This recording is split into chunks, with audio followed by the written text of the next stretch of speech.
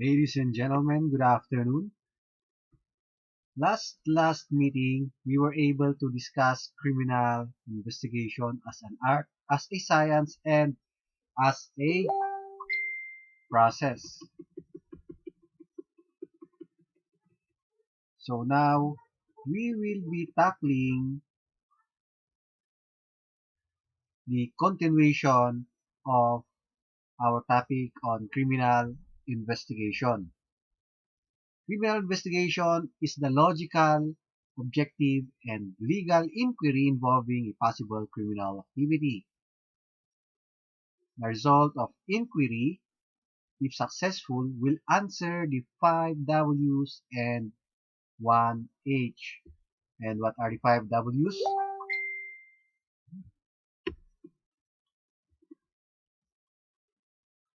The who, the what, the whom, the where, and whys. How about 1H? One husband is question on how. Excuse me. Based from its legal definition, criminal investigation is a branch of jurisprudence. So when we say jurisprudence, it pertains to science of law that applies the legal theories, principles, and time-tested practices of philosophical analysis, arts and sciences in judicial and extrajudicial proceedings.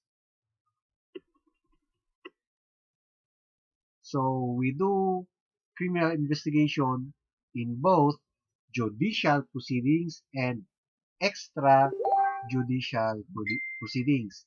When we say judicial proceedings, we are talking here about the cases on that specific court being heard or under trial. But if we are talking about extrajudicial proceedings, these are cases that are settled outside of the court. So judicial means not necessarily settled, but done outside the court, and judicial proceedings done inside the court. So if we say extrajudicial settlement, these are settlements done outside the court. If judicial settlement, settlement done inside of court. So same is true with judicial procedure, uh, hearing inside the court, and extrajudicial proceedings, hearing outside of the court. So one example of extrajudicial proceedings is those cases heard through the barangay, Lupon, and through the budong system, just like the budong system or culture of Kalinga, wherein both parties, the aggrieved and the offender party, do their own settlement. So, however, Weston and Wells define criminal investigation as a lawful search. So, it is a lawful search for people and things useful in reconstruction or in reconstructing the circumstances of an illicit act or omission and the mental state accompanying it. It is the probing from the known to the unknown backward in time, and its goal is to determine truth as far as it can be discovered in any post factum inquiry. So in short, criminal investigation is a lawful search for people or things that may help in the reconstruction of a circumstances of an illegal activities. So we have here kinds of criminal investigation. Generally speaking, there are only two kinds of criminal investigation.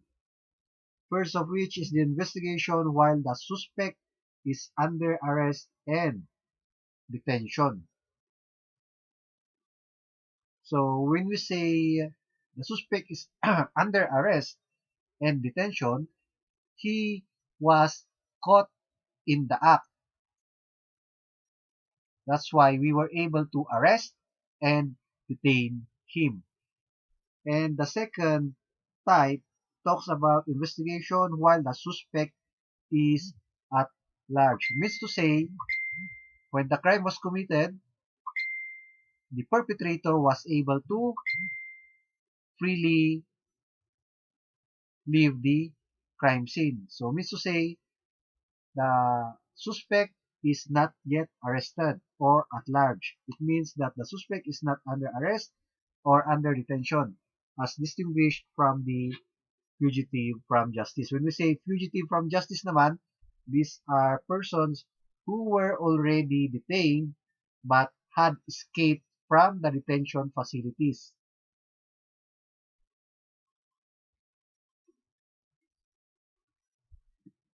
So, legally speaking, the term at large is not synonymous to fugitive from justice. So, magkaiba yung at large with fugitive from justice. The former, the at large, not being a wanted person in the eyes of law. So, hindi pa siya wanted person. Not unless makasuhan na siya, lumabas yung kanyang warrant of arrest. And therefore, cannot be lawfully arrested without a warrant of arrest. So, ayan. Pagka-suspect pa lang siya, na at large, na hindi pa na-filean ng kaso, hindi pa natin siya pwedeng i-arrest. Pero pagka-kumpleto ng ebidensya tapos na-file yung kaso, lumabas yung warrant ng suspect, hindi na suspect ang tawag sa kanya. Accused na siya. So pagka-accused na siya, pwede na natin iserve yung warrant. So pagka sinerve natin yung warrant, pwede na siyang huliin. The latter, which means the fugitive from justice, is necessarily an escapee from detention. So, yung mga bilanggong nakatakas. Or an escaped prisoner while serving sentence by virtue of a final judgment rendered by a court of competent jurisdiction who can legally be arrested. That's under paragraph C, section 5 of Rule 113, Rules of Court, without the necessity of a warrant of arrest. So, yun ang difference ng fugitive from justice at large. We have here categories of criminal investigation according to John Dempsey. So, criminal investigation versus non-criminal investigation. Criminal investigation usually carried out by the police with the goal of prosecuting the person responsible for the commission of the crime. So, criminal investigation pertains to the investigation conducted by the police with the sole purpose of prosecuting the suspect or the person responsible for the commission of a crime. While the non-criminal investigation involves a non-criminal incidents or events. So when we say non-criminal incidents, these are again cases that are civil in aspect. So some of our civil cases again are some that are mentioned in our city or municipal ordinances. And damages, mga nasirang properties as a result of calamity, pwede rin yan, or accident. So those are all civil cases. So when we say non-criminal investigation, it pertains to civil investigation. Pwede rin yan. That's one way of saying it. We have here reactive investigation versus proactive investigation. When we say reactive investigation, it is initiated on the basis of a complaint filed by the victim or any concerned citizen. So kaya nga siya tinawag na reactive from the word reactive itself. The investigator only reacts upon the complaint of a victim. So pagka may nagreklamo, saka siya magre-react. So kaya siya tinawag na reactive investigation. While proactive investigation, in the other hand, are type of investigation that are conducted even before the commission of a crime. So most oftenly, uh, proactive investigation are conducted by our intelligence officers. So ano yung ginagawa ng mga intelligence officers ba? Kung minsan, naka-plain clothes sila, naka-civilian. Tapos, andyan lang sa tabi-tabi, andyan lang sa mga gilid-gilid. Tapos, pagka uh, may crime na nakomit, huhulihin agad nila. Diba? At the same time, investigate. So, proactive.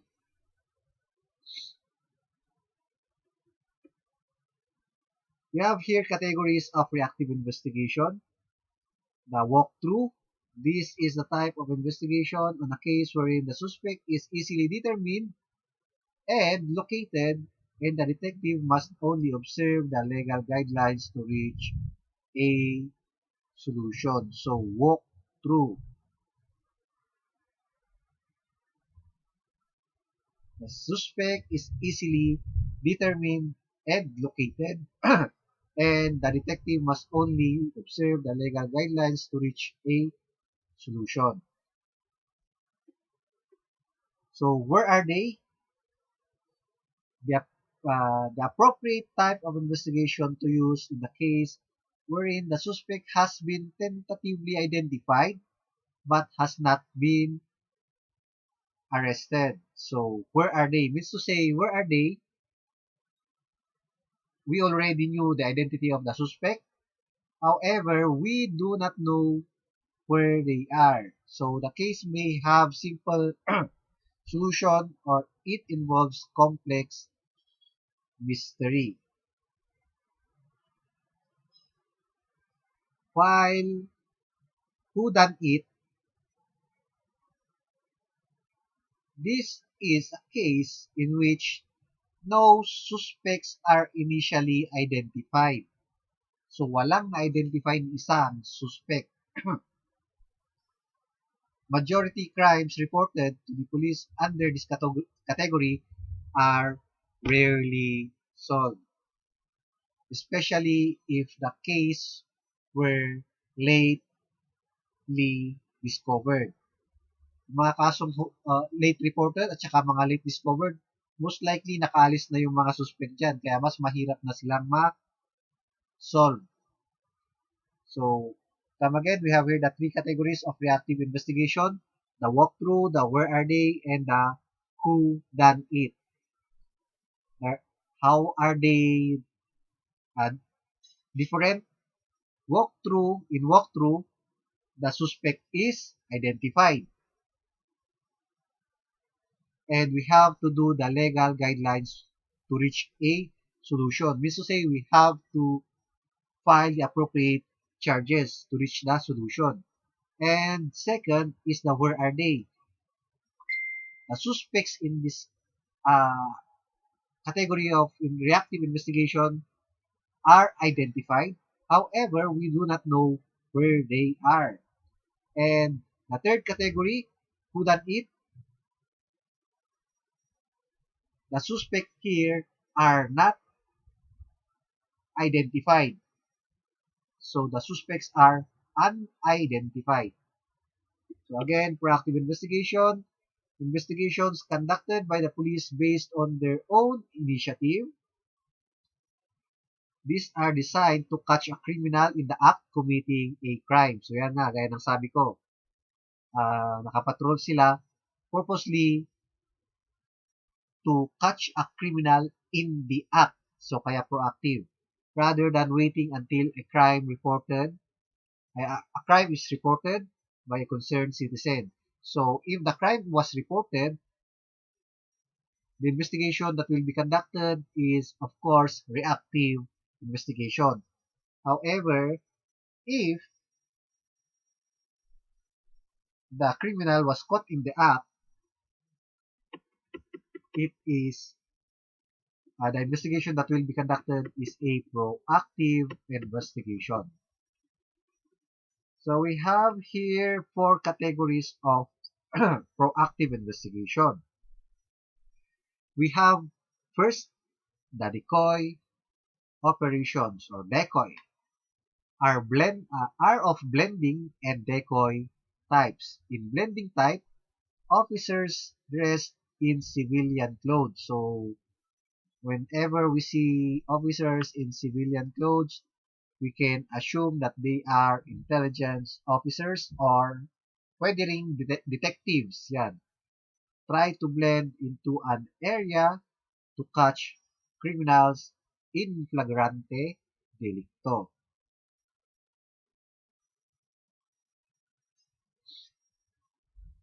And second, we have here the undercover intelligence. These undercover intelligence are surely under the intelligence division, usually in the form of bypass and entrapment. So what is the difference between bypass and entrapment?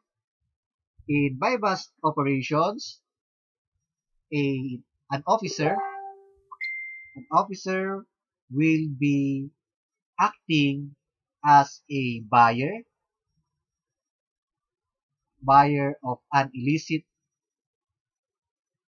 uh, product, pwedeng weapons na walang papel, pwedeng mga illegal drugs, yan. So, the officer will be acting as a buyer and upon the consummation or uh,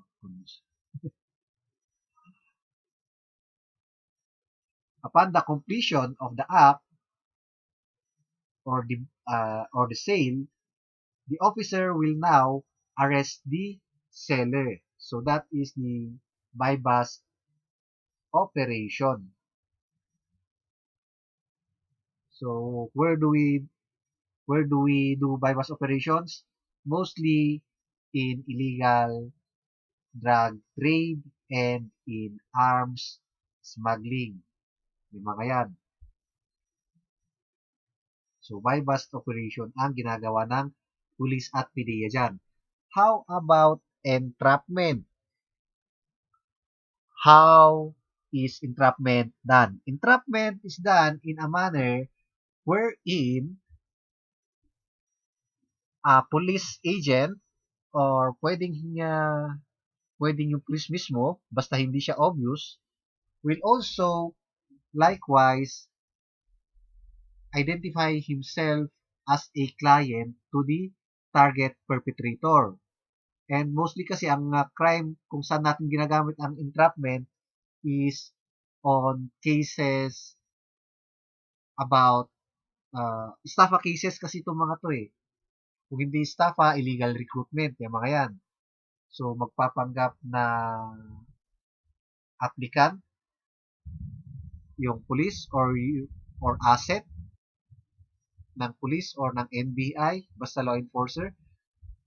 Tapos, upon payment rin, same sa upon payment, pero yung binabayad nilang pera dito are either dusted or pre-recorded. Kumbaga, na-document na sila, alam na yung mga serial number nila, bago pa nila iabot o kaya nakadust na.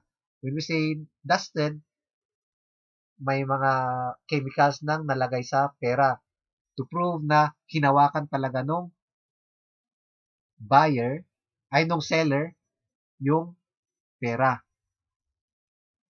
na ipinambayad natin sa kanya. So, upon the completion of the crime, saka rin huhuliin ng mga pulis yung perpetrator. So, that is the difference between buy-bust operation and entrapment. So, buy-bust, where do we apply buy-bust? In illegal drugs and pwedeng arms smuggling. How about entrapment? In illegal recruitment, human trafficking, and estafa cases. So, yan. So, ito yung isa pang definition ng buy-bust operation, commonly used in catching drug traffickers, whereby an undercover officer usually posed as buyer of illegal drugs. And in uh,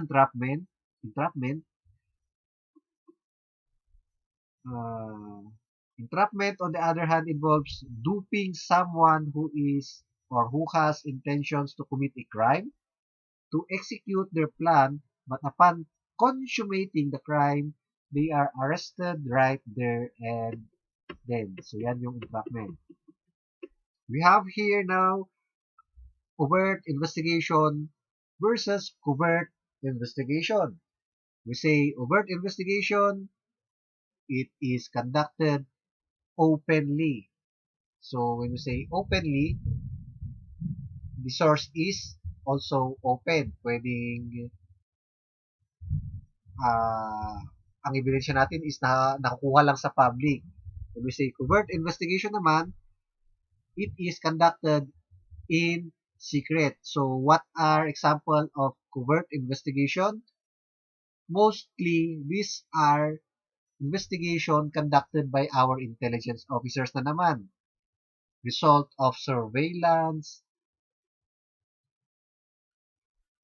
shadowing, and so on and so forth.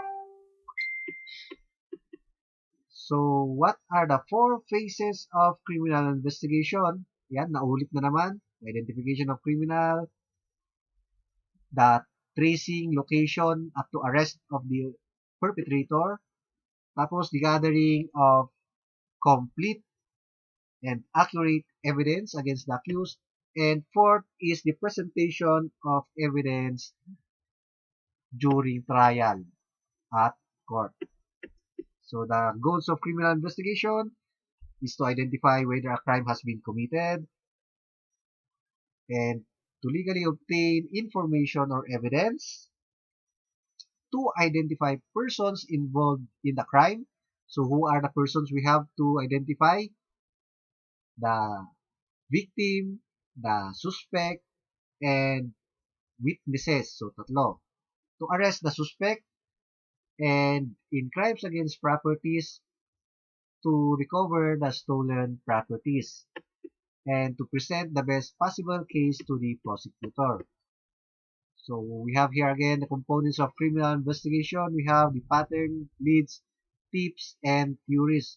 We have already discussed that before, so no need to go back to that topic. Same is true with the trichotomy of criminal investigation. We had discussed that already. So what are the importance of criminal investigation?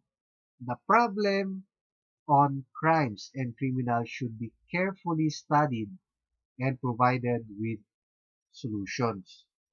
So that is one of the importance of criminal investigation. We investigate crimes and we look for solution or intervention to prevent further crimes to occur. So that's one. And to prevent further victimization para wala na mabiktima. So what are other remedies para wala na mabiktima?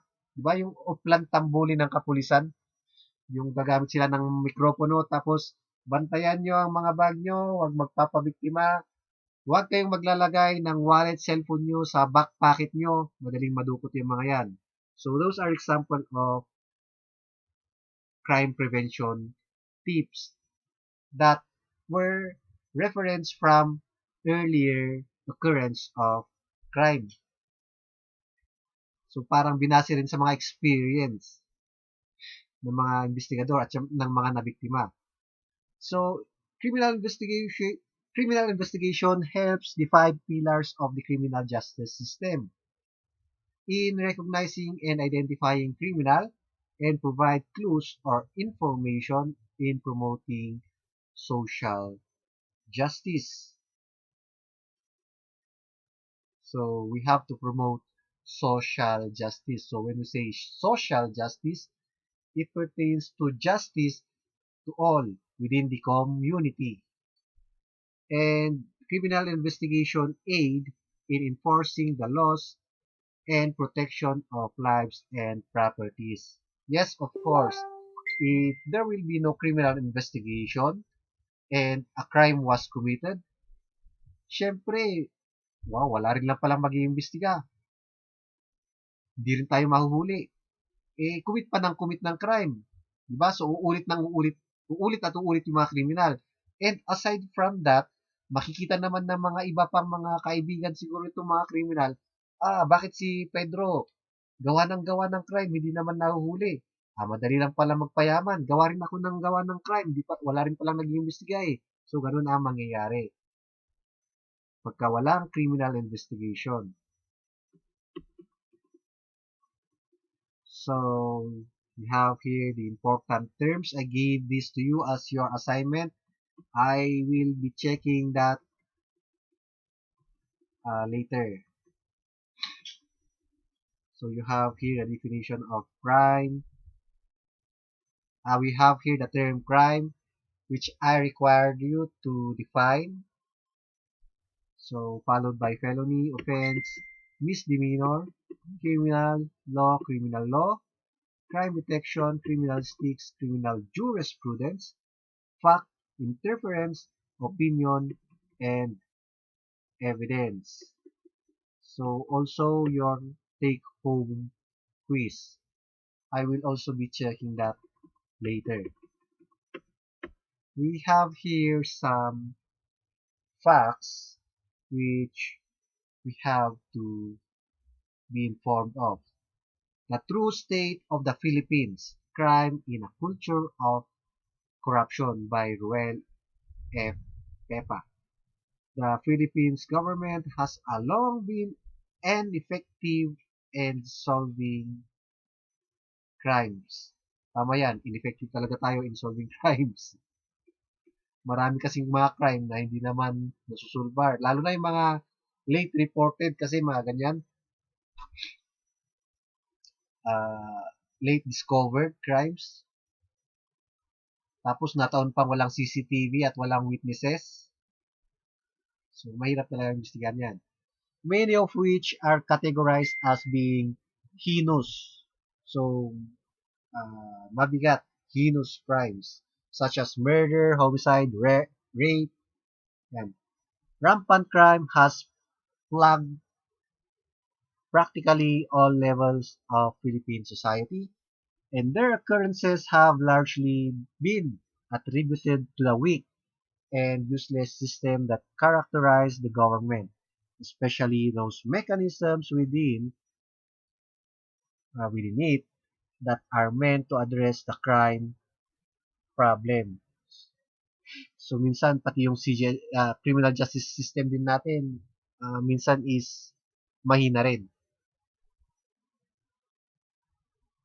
The crime problem has taken its toll on the livelihood of the nation's socio-economic situation. Crimes have tremendously affected the country's economic growth. Tama to. Whenever the crime increases, our economy growth decreases. So whenever a certain place is magulo, maraming krimen, walang investor na mag-i-invest sa place na yon, syempre. So its result will be loss in economy. A large segment of our people has lost confidence in the law enforcing agencies of government. Many fear that tragedy might suddenly strike them in broad daylight. Stories from the newspapers, particularly the tabloids, are sufficient to send tingles down the spine. One thing is certain: Filipino society is crime-ridden and the government is helpless at effectively checking and containing the already serious and increasingly more serious crime problem in the country. So what are the common causes of criminality? The common causes of criminality can be traced through the sociological and behavioral studies of human condition. So na, kung may psychology na kayo, maaring na topic niyo na rin to. Excuse me. It is a fact of life that crimes occur only in the human sphere. The social relations are therefore a major aspect in approaching the issue of criminality. With this point of departure, we can we can objectively mention some factors that have been identified by professional practitioners engaged in the study of criminality, among whom are psychologists, sociologists, criminologists, and others. So these are the identified causes of criminality. First of which is poverty. So hirap. In society like Philippines, where poverty is given, no second thought is needed to ascertain that in one way or another, poverty causes criminality. Crimes are committed in areas where the urban poor live. So, tama rin to. Mas maraming crime doon sa mga slum areas, sa mga squatters areas. Yan. Yung tipong paglingon mo lang, nawalan ka na ng gamit. And their occurrence is quite regular. Poverty may not be strictly identified as a direct cause of crimes, but certain circumstances brought forth by and within a situation of poverty cause them. So, on the other hand, in the book Causes and Cures of Criminality, Eysenck and Godjanson claim that many, if not most, sociological theories boil down to what might be called economic theories. So, causes of crimes are economic causes based on these economic theories, such as crimes as a result of poverty, whether relative or absolute, deprivation, and similar economic causes. So when we say deprivation, parang pwedeng deprivation of opportunity. Kung baga, sometimes pagka mahirap, dinideprive na natin siya ng magandang opportunity o magandang buhay o magandang trabaho. Hindi natin binibigyan. Pagka convict, ex-convict pala. Kung minsan, pagka ex-convict, hindi na natin kahit skilled siya, kahit magaling, kahit napagdusanan niya yung kasalanan niya, nag-apply na trabaho sa atin dahil nalaman nating ex-convict, dinideprive natin, hindi natin ine-employ. So, ano mangyayari? Babalik sila sa paggawa ulit ng crime. Although such theories have always had appeal, they do not accord with the facts. Yan. They do not accord with the facts. This claim, backed up by figures based on true research studies, attempts to rebut the theory that poverty is a major cause of criminality. But research studies were done in the context of an industrialized society where poverty is not prevalent. The fact is, in a society that is not generally poor, so kumbaga sa society na medyo may kaya, poverty cannot really be a major cause of criminality. Hence, the findings stressed by Ising and Good Johnson cannot be applied across the board to practically all societies. What we only have to accept is the fact that poverty in the context of poor countries like the Philippines is a major cause of criminality. It is illogical, however, to conjecture that poverty is the only cause. So, hindi naman pwedeng sabihin na poverty lang yung dahilan ng pagdami ng krimen. Considering the fact that other major causes are identifiable, many of which are bred in an environment that is characterized by the sharp features of poverty. So, it says that in the low class or poor people, poverty appears to be the main cause of criminality. However, dito sa Maharlika up to the wealthy people, the theory of Ising and Gudjonsson did not uh, prove the same. Kumbaga, dun lang siya sa poor applicable. So another cause of criminality is the abuse of power. So abuse of power. Another prominent cause of crime in the Philippine society is somehow also related to our economic condition.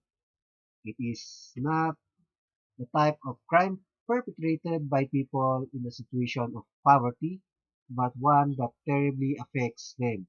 It exploits the economic weakness of the poor, and none of the poor are the unfortunate victims of this ravaging onslaught. This cause of crime is abuse of power. So when you say abuse of power, we have here a person more powerful than the poor who exploits the poor. Yan. Abuse of power is routinely perpetrated by powerful government officials and law enforcers with a mandate to defend the rights of the people and protect them from harm. Abuse of power is terribly serious in the Philippines.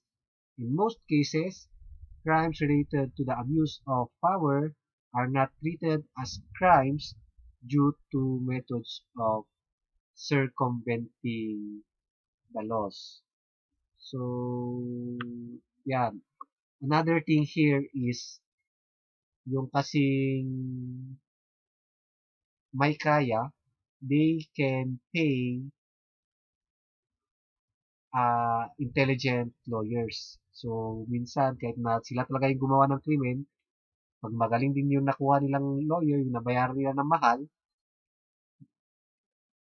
pwede rin hindi sila makonvict. Yun ang hirap sa CGS ng Philippines. Everyday newspaper banners report crimes committed by policemen and military personnel, hold-ups, kidnaps for ransom, murders, bank robberies, carjacking, and so on and so forth, and of thinking capacity. The crimes of these people are even more heinous than those committed by some poor, unknown, and desperate criminals. Since the justice system in the country is so discouragingly defective, most of the time powerful criminals are exonerated of their crimes. So when we say exonerated, these powerful criminals are being exonerated. Kumbaga, hindi na sila na judged as guilty. Pwedeng na-acquit na sila o pwedeng na-dismiss yung kaso sa kanila at pwedeng na-exonerate sila. Even those categorized as heinous. So yan. Meanwhile, the unknown powerless poor suspect in lesser crimes are not given fair trials and thrown immediately in jail. Siyempre, another difference of poor and rich is that the rich can avail of bail, di ba? Pwedeng magpiyansa. Pero kung yung poor kung minsan, walang pang piyansa, kaya diretso sa jail. Isa pa yan sa difference nila.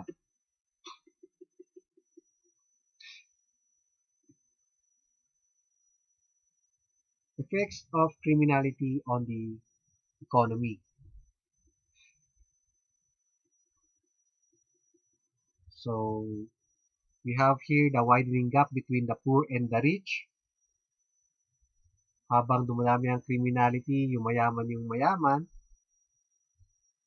pumopobre yung mahirap. I will be giving this to you as your assignment. Basahin nyo kasi baka sa board exam lumabas to.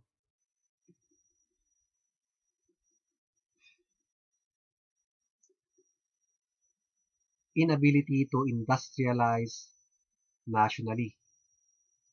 So, a desperate act of the powers that be in their desire to concentrate more wealth and opportunity into their hands is the utilization of huge capitalization from big foreign investors.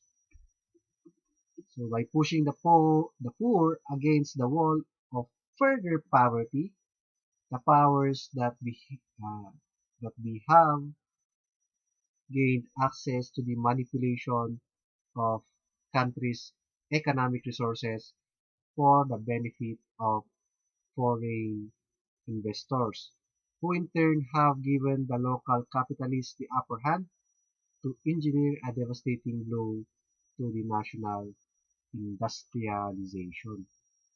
So, this is true, lalo na pagka mag, magiging puppet na yung government natin, puppet government, wherein babayaran lang yung mga government officials natin ng businessmen or investors from other countries. Magiging papasok na dyan ang organized crime. Madaling makapasok ang organized crime pagka ganyan. And we know for a fact that organized crime, oras na nag-operate sa isang bansa, mahirap nang kalabanin. Even the government cannot easily combat or deal with the syndicate. Bakit? Kasi kayang-kaya nilang bayaran maski magkano, maski sino. Just like the Medellin cartel or the different cartels, diba? Kung meron na kayong organized crime, so you will know more about the organized crime as we go on.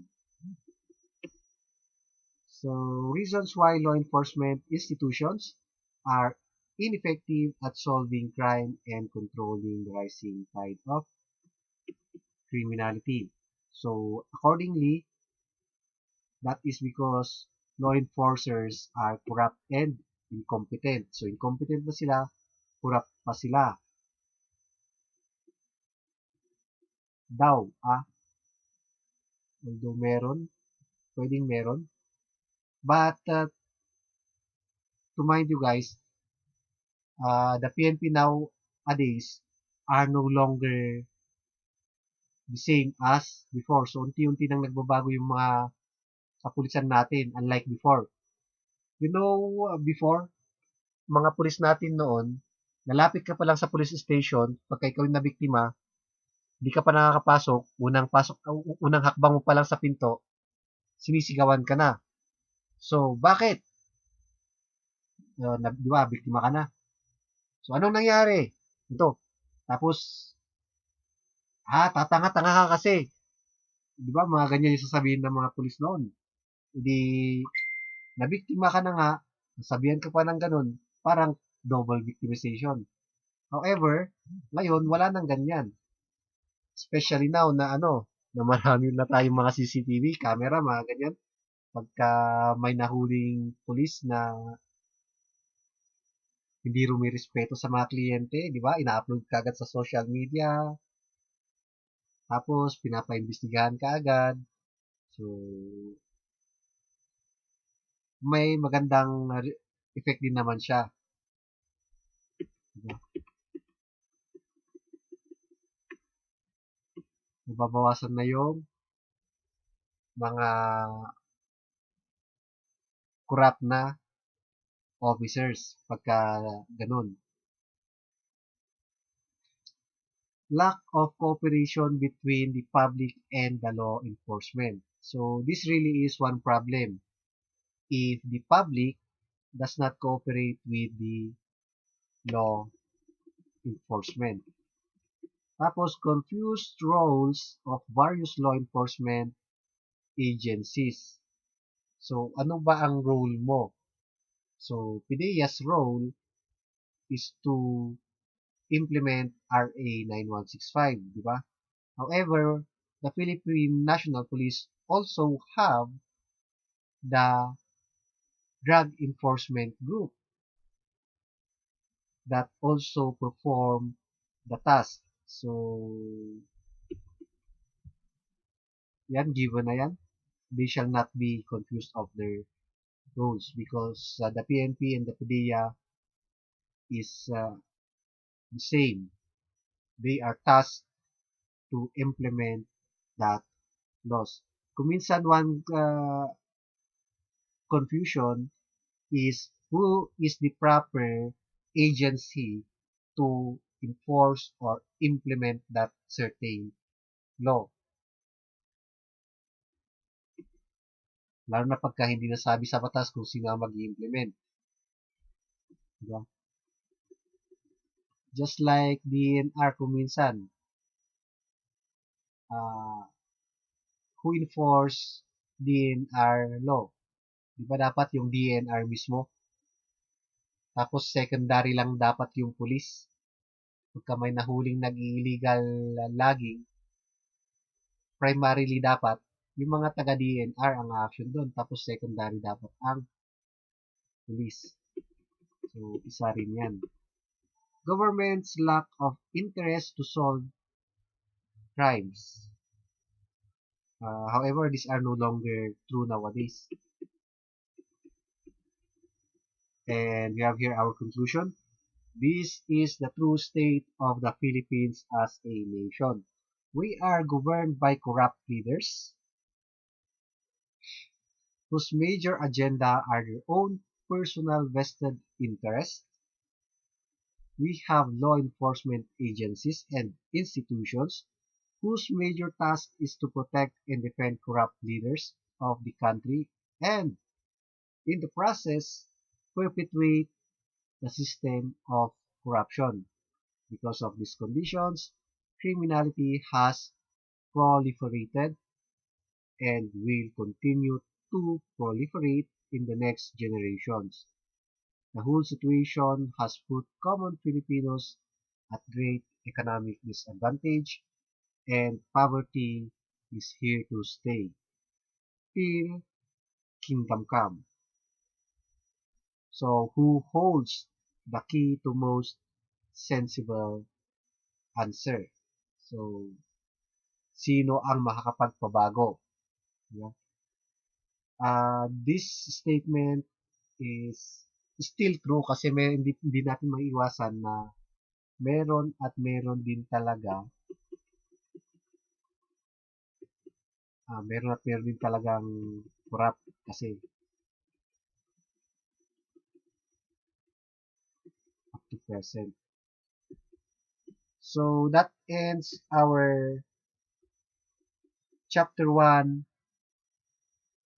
of unit 1. So if in case you have queries, please note them, have your questions recorded, and ask it to me during our synchronous. Ladies and gentlemen, thank you and good afternoon.